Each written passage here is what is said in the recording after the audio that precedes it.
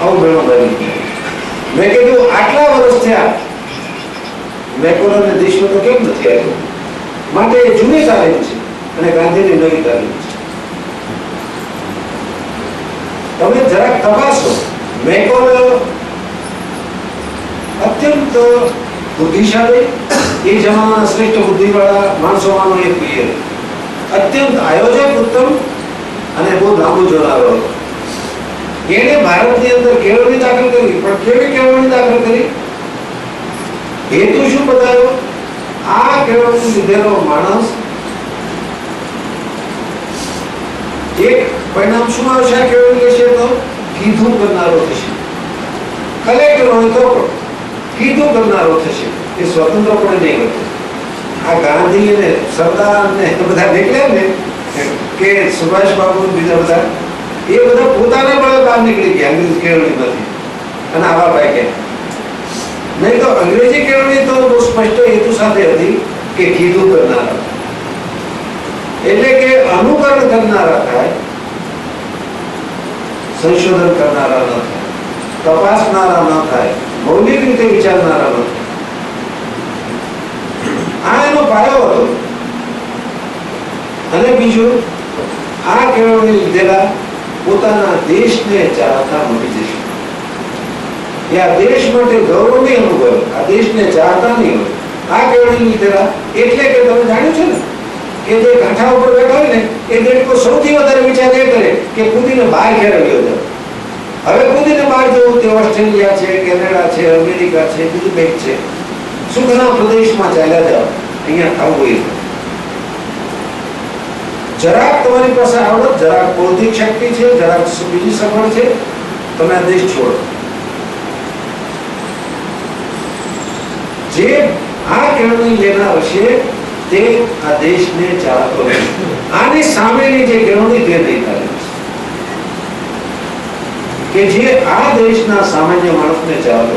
આ અમારા છોકરાઓ, આમાંના કોઈનું ઓળખતો નથી, પણ આ છોકરાઓ સામાન્ય માણસને ચાહે છે. આ છોકરાઓ ગામડાના લોકો સાથે કામ કરે છે. આ છોકરાઓ ધૂળમાં જવાનું પસંદ કરે છે. કોઈ હીરમા વાળો જતો નથી. આ સમજવું જોઈએ.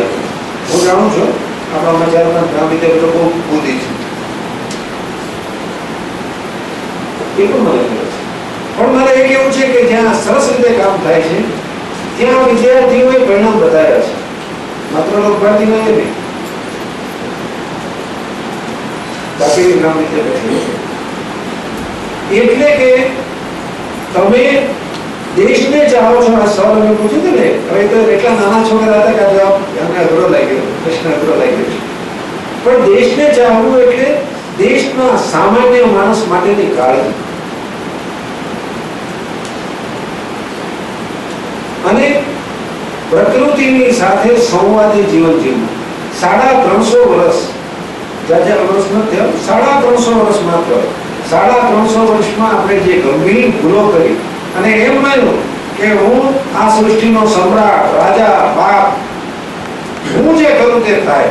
આ બધા છે ને એ મારી મુઠ્ઠીમાં છે. આ મનુષ્ય વચ્ચે પવન, પાણી, પ્રકાશ, બધું આ ધરતી બધું મારા કબજા. જાણું છું 4 દિવસ પહેલા આખા અમદાવાદમાં એક મેસેજ SMS ફરતો હોય ને, એવો એક મેસેજ કોઈ પર્યાવરણનો જાણકાર અને રસ્ય હશે એને મને લાગે છે કે ઓછામાં ઓછા 15-20 હજાર આવા SMS મોકલ્યા છે. એમાં એક મેસેજ હતો કે નાસા, અમેરિકાની જે મોટી વૈજ્ઞાનિક સંસ્થા, એને એમ કહ્યું છે કે આ આખી પૃથ્વીનું તાપમાન 4 ડિગ્રી હવે 10 મહિના સુધી વધવાનું છે. આમાં પરિણામની ખબર છે? જો આપણું ઉત્તર ધ્રુવ ઓગળે, હિમાલય ઓગળે, આલ્પ્સ ઓગળે તો કેટલા મોટા જોખમો અને આખું આપણું ડોળાય છે. આ છેલ્લા 1 વર્ષમાં કુદરતી જ્યારે આપતો આવી અને જરાક તપાસો તો સમજાશે કે આવી આપતો જટ આવી જ નથી. ક્યારેક આવતી હતી પણ આટલી હદે.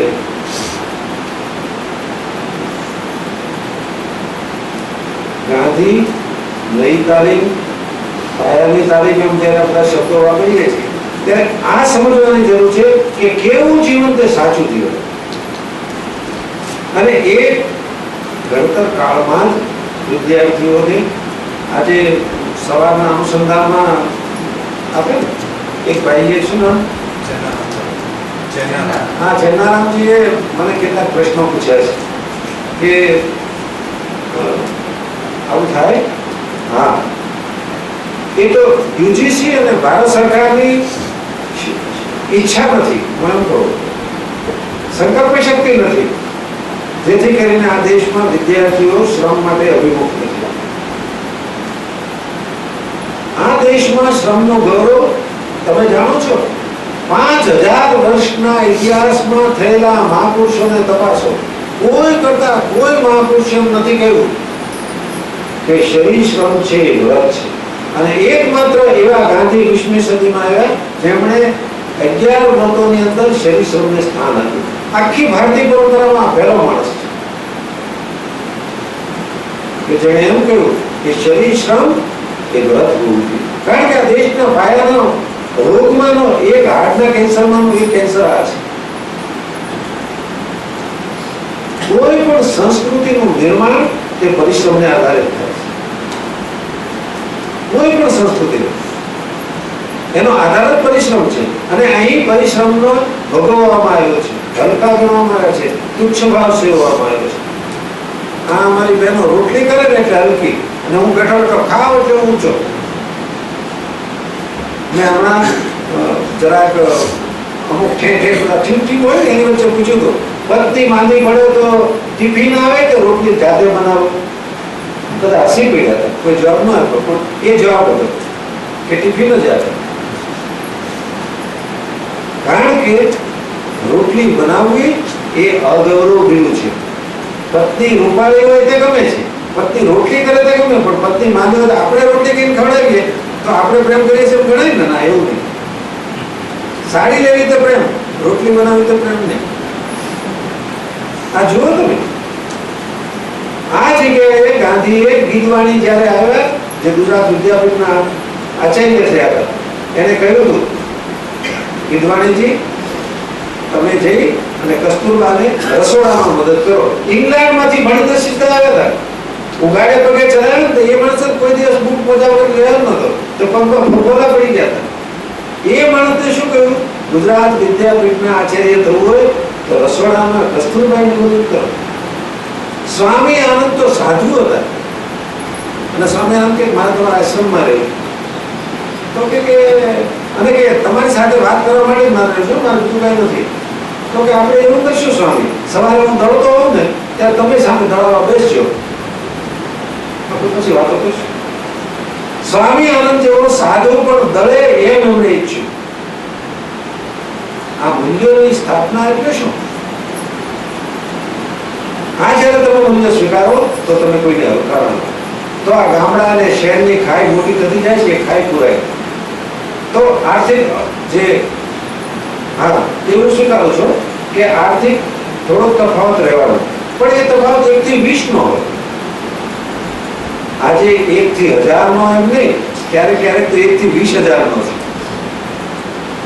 હા, આટલો તફાવત આ દેશનો આદેશ નહીં ટકી શકે. અમારે ત્યાં હમણાં અમેરિકાથી અમારી એક વિદ્યાર્થીની વસુધા બારોટ આવી હતી. તો મેં એને પૂછ્યું કે બેન તમારે ત્યાં તો એક ફેશન છે કે દર વર્ષે ગાડી તમારી મોટર ગાડી જૂની થઈ જાય છે અને પછી ગાર્બેજ કહે છે, એટલે ગામ બહાર ઉકરડો કહીએ ને એની ખુલ્લી જગ્યાએ ત્યાં જઈને બધા પોતાની ગાડી મૂકી આવે. તો હવે શું સ્થિતિ છે? તો કે એટલો ફેર પડ્યો છે કે હવે 3 વર્ષે ગાડી જૂની મળે છે. ગાડી અહીંયા આવે તો બીજા 15 વર્ષ વાપરી. પણ મારે ધ્યાન તો એ દોરવું છે કે કુદરત આને મંજૂર કરે એમ જ નથી.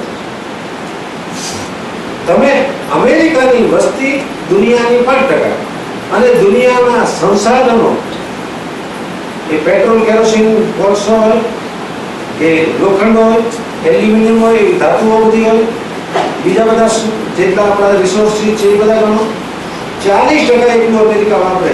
આ રીતે આ જીવન પદ્ધતિ જ ખોટી છે. ગાંધીનો વિરોધ આ જીવન પદ્ધતિ સામે છે, નહીં કે નાની નાની વિગતો.